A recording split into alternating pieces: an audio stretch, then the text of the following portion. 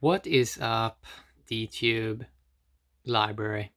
So today I want to talk a little bit about HEX, and I wanna is HEX a Hannibal event? That is the question I want to ask today. So you may not know about Hannibal, but there is this great battle that happened 206 BC. And it was the Battle of Cannae, or Cannae, or Cannae. I'm gonna say Cannae. Let's talk about this Battle of Cannae, because this is a very, very interesting battle. So, is Hex a Hannibal event? That is what I want to call this video. And what I mean with that? Well, it sort of seems like we have this very interesting event in crypto where it seems like we have this hex thing that is just gonna eat up all the inferior projects, all the inferior tokens, submissive projects, horrible leaders in certain projects, centralized projects, horrible projects, just horrible projects. Then we have this amazing thing coming, Hex, performing amazing, and it just seems like it's gonna be a Hannibal event. So what did Hannibal do? Well, I'm gonna talk about this battle here because he just dominated it completely and slaughtered basically so many Roman soldiers. It was like it was one of the biggest, worst defeats in Roman history in terms of war in a battle. So Hannibal basically fought against the Roman emperors, and I'm gonna quote some stuff here from Wikipedia from this. So first of all, this was part of the Second Punic War. It was in Cannae in Italy, and basically it was the Roman Republic versus Carthage. How do you say that? Carthage, probably. Carthage. Let's say that. I'm not sure if that's perfect pronunciation, but it's probably pretty accurate. And that was basically allied Numidian, Spanish, and Gallic tribes versus the Roman Republic, and they had the allied Italian states. Um, a couple of here: Samnites, Lepigs, Etruscans. So what's kind of interesting about this battle? So the Roman soldiers came with 86,400 men, and Hannibal came with 50,000 men. So already there, they almost had double the strength, the Roman soldiers. But what's fascinating about this battle is, if we fast forward here first to the end, it was the casualties and losses. So Hannibal lost 5,700 killed, but the Roman soldiers, they lost 67,500. That means if we do some math here, 67,500 slaughtered Roman soldiers, and we divide that by 5,700, they basically died almost 12x more than Hannibal's army. So we can see that it was just a major Roman disaster. And the 14,000 that escaped, because they came with 86,400 men, the 14,000 that escaped, they were mostly people that were in the camps. So, so, so basically, the people that were on the battlefield got slaughtered completely. Now, you may ask, what does this have to do with Hex? Well, it sort of seems like Hex may just fully dominated so hard that a lot of these coins, especially from 2017, they may never recover. They may never get people in to buy them up again to that 2017 high, because well, it seems the way it's going right now that Hex is going to take all the economic power, and it's just going to be drained into Hex, uh, Now that's just a theory, speculation. Uh, no promises, no expectations. Nobody knows what smart contract's gonna do. Price can go to zero, but it's still. But when I'm looking at this, I look at Bitcoiners, the ETH soy boys, XRP, XRP soy boys, EOS boys. They don't even have a defense. They don't like. I looked at everything they said on Twitter, all the quotes, all the complaints, all the whines, but I don't see any real complaints or any real thing about why Hex wouldn't just completely dominate and take over everything. And it may even, as we've seen now with Steam and Hive, how kind of DPoS has proven to be horrible and kind of fail, and it seems like it's just gonna remain that way, like horrible. How we see both on Hive, that criminal DPoS chain, how they both have taken away coins for people, and Steam also has taken away coins from people, and DPoS at the moment, I think even Block One now is voting for like the top 21. It's just corruption, corruption, corruption. You're doing weird promises saying they're gonna do a bunch of stuff. It doesn't seem to be working that well. Like DPoS at the moment, as I talked about in another DTube video, kind of has failed. So a lot of these things that kind of went up pretty fast 2017. Now when we have something that's way superior, Hex, it seems like it's just gonna make that is it can be a Hannibal event where it just slaughter all the other cryptos and just fully dominates. So I want to read some stuff about this battle because it's really interesting. So Battle of Cannae, key engagement in Second Punic War between Roman Republic and Carthage, uh, fought on 2nd of August 2016 BC near an ancient village Cannae in Apulia in southeast Italy. So the Carthaginian army, actually is Carthage in Ian, army led by Hannibal, surrounded and practically annihilated a larger Roman army under the councils of Lucius, Aemilius, Paulus, and Gaius Terentius Varro. It's regarded as one of the greatest tactical feats in military history and one of the worst defeats in Roman history. So how can this maybe even play out with Hex? So Hex, what kind of what kind of tactical feats can you say it has?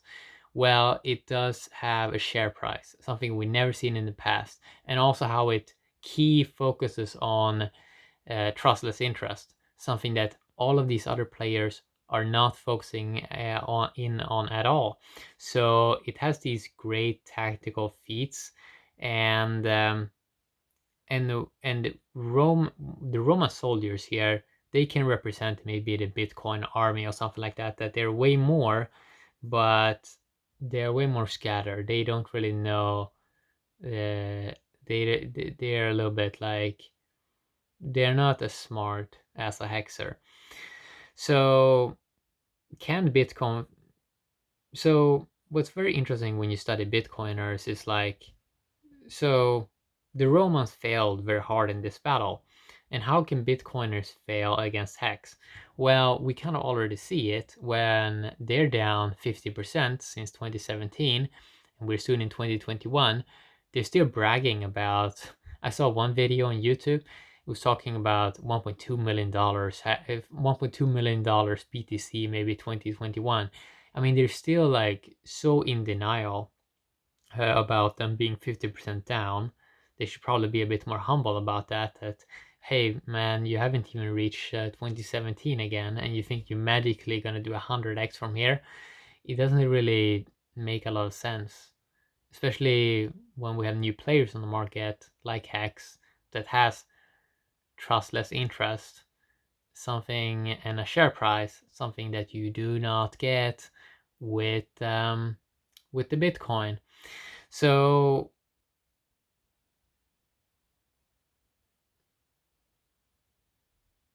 so 86,000 Roman soldiers and allied troops.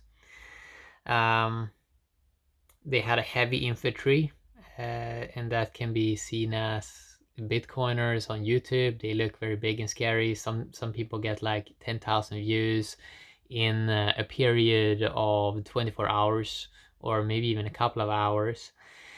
While maybe HEX vlog videos maybe get 1,000 views. So they have way more kind of people, but the problem is that now when they're not focusing so much on computing power, and that is one of their problems. So how did Hannibal win? Well, he used a very interesting tactic called a double envelopment tactic. So he basically surrounded his enemy, trapping the majority of the Roman army, who were then slaughtered. The loss of life on the Roman side was one of the most lethal single-day fighting in history. And the death toll at the Cannae, the mass slaughter, so Adrian Goldsworthy, he describes the death toll at Cannae as the mass slaughter of the British army on the first day of the Somme offensive in 1916. Only about 15,000 Romans, most of whom were from the garrisons of the camps, had not taken part in the battle, escaped death. Following the defeat, Capua and several other Italian states defected from the Roman Republic to Carthage. As news of this defeat reached Rome, the city was gripped in panic. Authorities resorted to extraordinary measures, which included consulting Sibylline oracles and dispatching a delegation. Blah blah blah blah blah. Despite the extreme loss of men and equipment, a second massive defeat later that same year at Selva Litana, the Romans refused to surrender to Hannibal. His offer to ransom survivors were brusquely refused. With grim determination, the Romans fought for 14 more years until they achieved victory at the Battle of Zama. Although for the most of the following decade, the battle was seen solely as a major Roman disaster, by modern times Cannae acquired a mythic quality, and is often used as an example of the perfect defeat of an enemy army. So you can also see here that Hannibal, he actually didn't finish the job, and this was something I talked about in sort of in another DT video. So he kind of won pretty amazing here, but it's kind of a good lesson here also to kind of to keep it up, to keep track of what is actually going on and see, did we actually did a full victory? So he didn't actually conquer Rome, but this great battle here, or this great battle here in terms of tactical. So the tactic he used was, surrounded the enemy on the flanks, and I sort of feel that hexers are kind of doing that in especially with the videos, and that they're doing vlogs and have faces. They have this way of basically surrounding the Bitcoiners and their lies by doing vlogs with faces and talking logic. And this is something that a lot of the other crypto so-called trader community, they're mainly hiding around, sneaking around. They don't have faces. They're either anonymous or they're sitting in some chat, but they don't do vlogs, so they kind of lose there on the video battle. And since video is such a huge thing, which I think people kind of underestimate, like people don't understand how much influence video is 2020, and a lot of hexers are using videos to create a healthier narrative basically for the world, and trying to spread a lot of truths out there, the way they see it. And they use more dedicated, right? And since they're training daily, doing a lot of videos and staying informed about HEX, and also have this amazing Telegram group, they do have some tools. So not only do they cover the vlogs on YouTube, amazing, usually on a daily basis, but they also have the best chat in the world by using Telegram. And this is also something that Bitcoiners usually don't do. They're more scattered around and just say the same nonsense and repeat nonsense even when reality is changing. So it seems like hexers are practicing this, almost this Hannibal thing of how can we basically surround the enemy. And in this case, the enemy is basically people that are spreading a lot of lies, and also spreading a lot of lies to the mainstream by repeating this nonsense even when reality is showing something else. So hexers are kind of acting like a Hannibal army, I would say, in many ways, and that is why it's kind of fascinating to kind of to stay engaged with the hex community. And there's always like there's so much about the game theory about hex, which is extremely engaging compared to Bitcoin, that has more this boomer vibe to it of like, oh, digital gold. While hexers are more considering, okay, what's kind of how can we kind of grow something actually? Okay, we need to print a lot. Okay, we want to be better than like gold and like a digital version of gold, because a digital version of gold doesn't really sound like a paradigm shift. I mean, shouldn't we be 1,000x better than gold? And that is kind of what it seems like Hex is trying to do with the share price. So I think that Hex is for sure a Hannibal event. It's one of these events that doesn't come that often in history, and it's probably something that people will talk about a lot after it has happened. And yeah, so I think Hex is a Hannibal event, and that's basically why I'm involved in it. I don't think these events come around that often with that much glory. And yeah, so the Battle of Cannae, if you want to study it, you should probably look it up. And it's also a great lesson in that numbers don't have to really matter that much. Like if you have better tactics and more involved people, more dedicated people that also have better tools, like one better tool Hexers has is better game theory, that they already have an amazing product.